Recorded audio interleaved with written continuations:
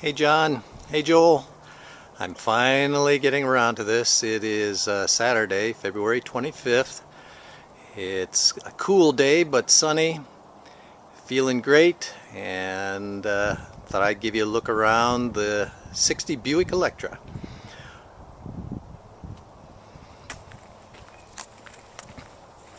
From a distance she looks pretty good. There are things like that,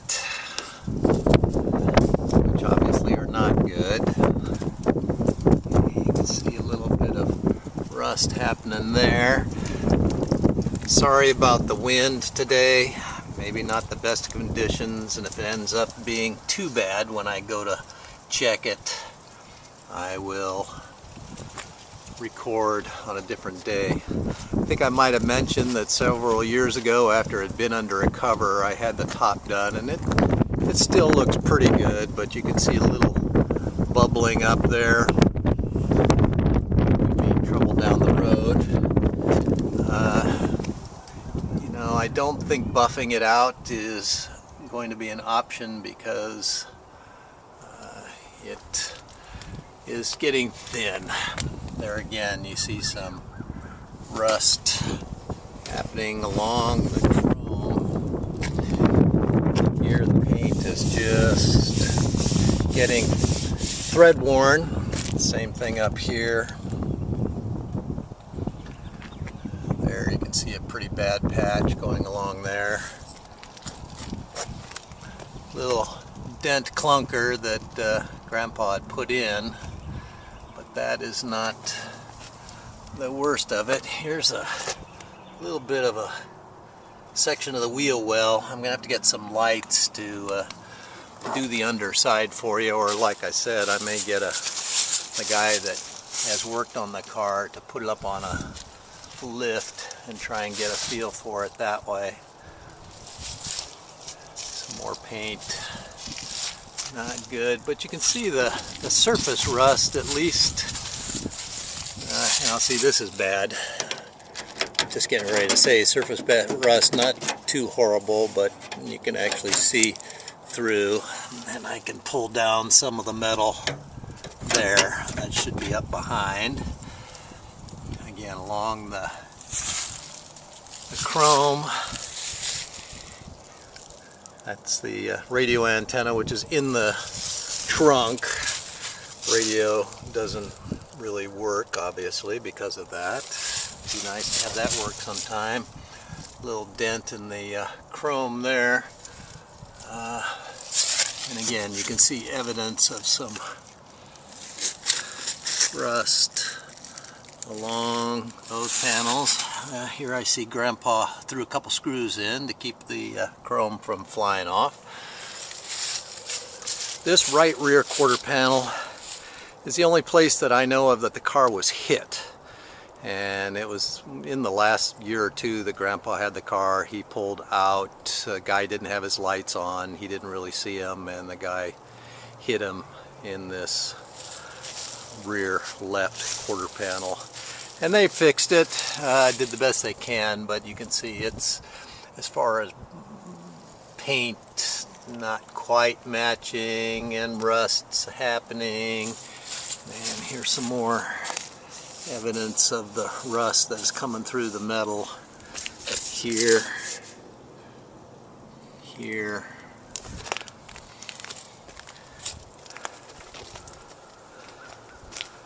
But again, like I say, from a distance, she's not so bad. It's when you get up close and start inspecting, and then you see that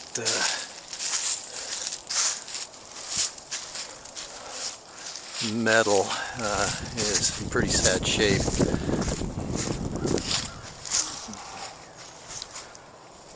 Okay, I'm gonna shut it off and then we'll take a look inside. Give a quick peek under the trunk. Yeah, some rust.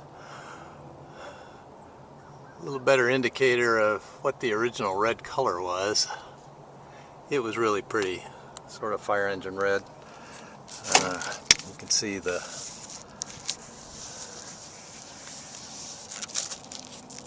what in the world is this stuff called? Yes, the seal is in pretty rough shape. And inside the trunk I've got parts that have been taken out. I've got the original 2 lights, one of which was broken, so I had those replaced. The original upholstery that was in the car when I had the inside done. Okay. A nice satisfying clunk.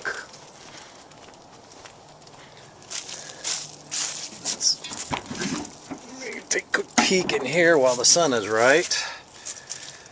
And new battery cables. That's the new master cylinder for the brakes that was put in, that was rebuilt in California.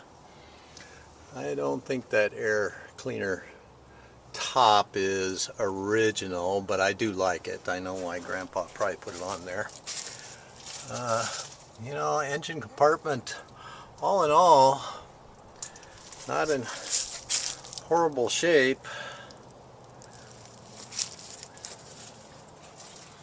Firewall, you know, pretty good. Now, look down in here.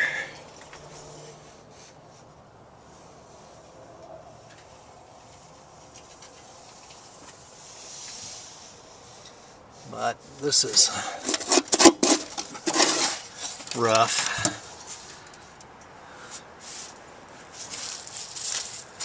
And I will try and start it for you later. Go take a peek. First of all, doors. That's the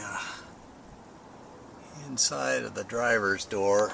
You can see it's got some rust issues. And although I had a guy put new sealant in, this water, the water rain gets into the car, which is not good.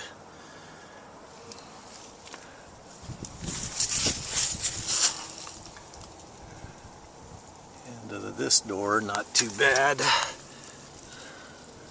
Underneath, you can see some of that. Now, rear door, you know, obviously more issue here. I got some that's right all the way through on that.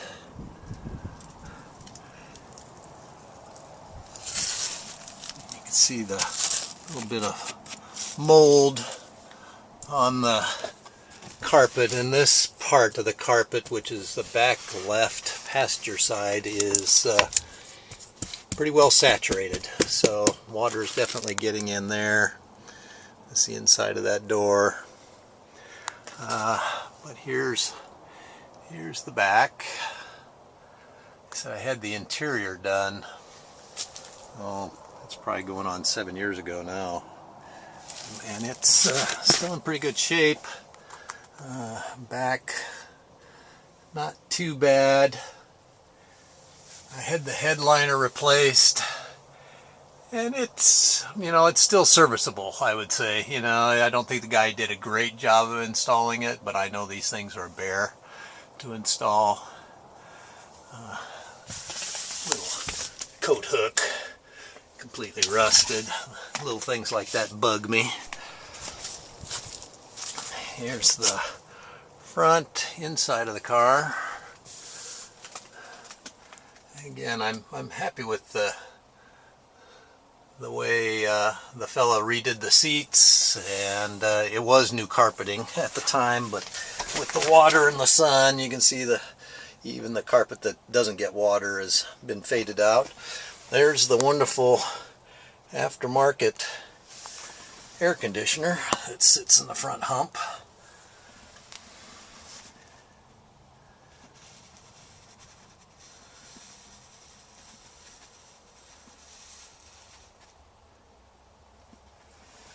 And here's the dash.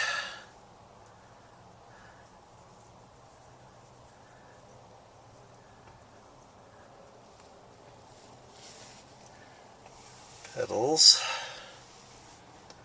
Steering wheel's still in pretty good shape. You know, it's got a couple rough spots and it shows some cracking age, but otherwise in pretty good shape.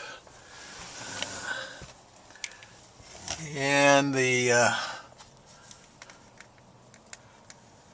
speedometer works. The gas gauge at the moment is not working. The guy didn't want to tear into that because he said it could be you know, expensive to get that taken care of. I think Grandpa unplugged the clock because it was drawing down on power. There's actually a mirror here on this side which allows you to adjust the view of the actual speedometer, which is here and cannot be seen, which is kind of neat. So for a person that is taller or shorter, one can adjust this mirror for height. And then on this side is a speedometer warning. Grandpa, you set that pretty high, and I think I probably do too, but you could set it to like 70, and when you hit it there would be an audible letting you know that you had reached that speed limit, which was also pretty cool. Let's see, I don't know that I guess I could try starting it, but I don't think it's going to happen. It's been sitting for about 2 months or a month and a half. And I was sick after I came back from Iowa, and I just haven't had the desire to go out. But let's give it a whirl.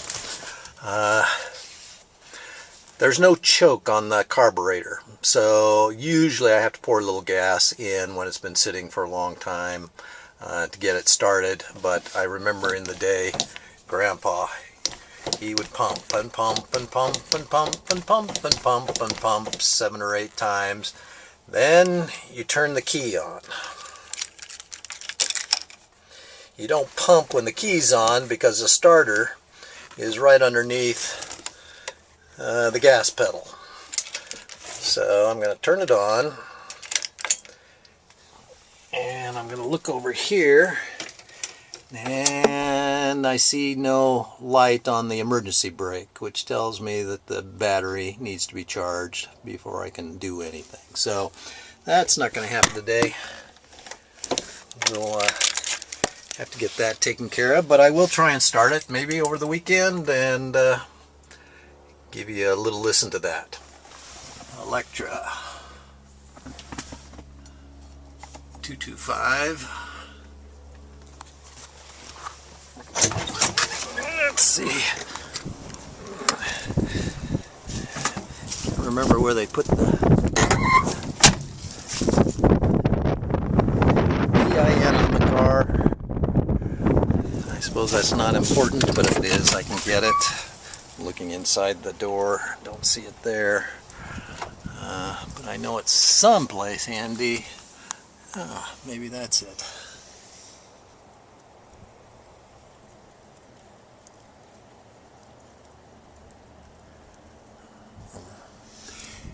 Anyhow, that's the first look.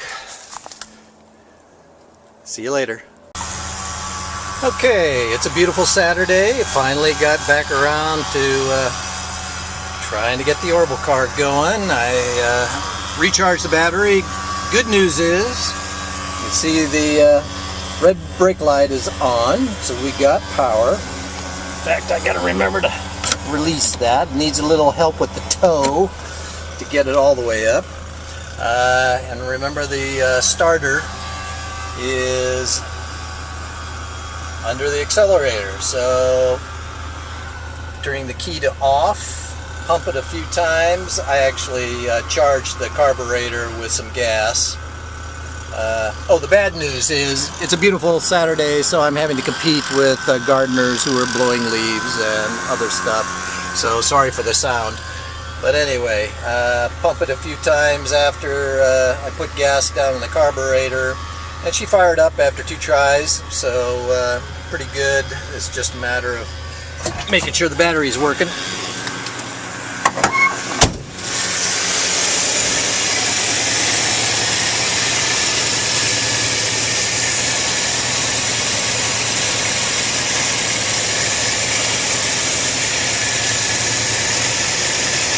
was just a little radiator fluid sitting there, not quite sure why. And when I first started the car, there was some smoke coming out from underneath on this side. My guess is oil, got something hot, or there's a little leak of some sort. But anyway, listen to her purr.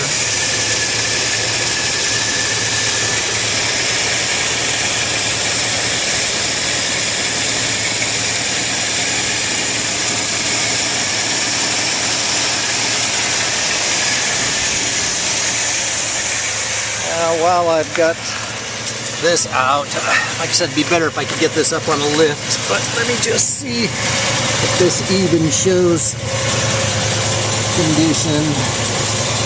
You know,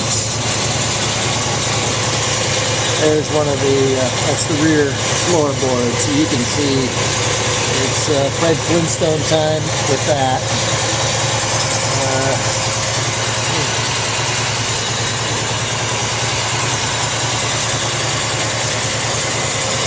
Frame. I'll take my other hand and sort of shove it up under here and give you a feel for what's going on.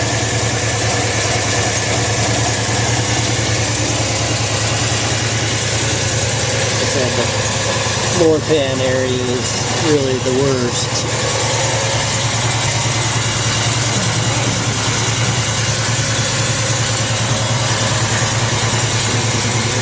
Tire, so this is wheel well area.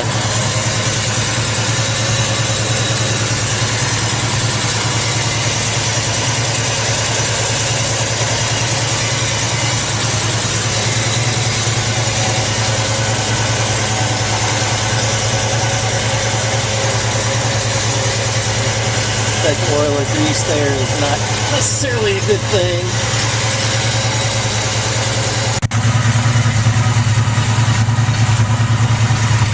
Tank. This is where I think it got crunched and there was a little hole. They fixed it, but still see a little leak occasionally coming from the top side, so it might be one of the connections.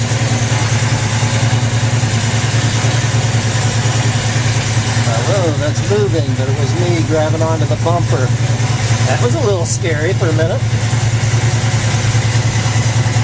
Slipping back towards the front of the car.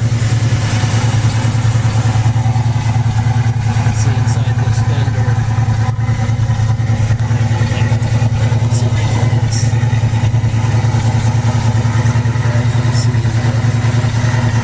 See metal.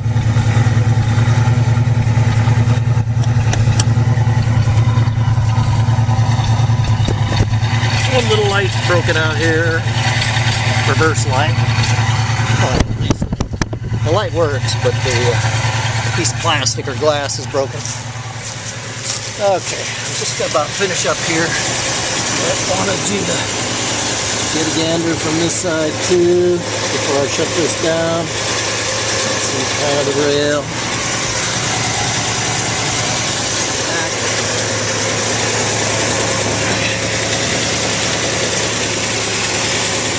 Real well.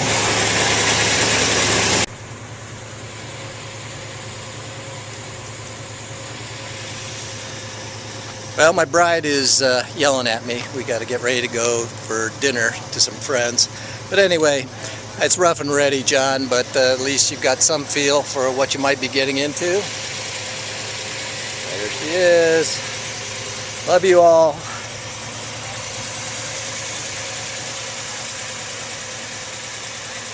Bye-bye.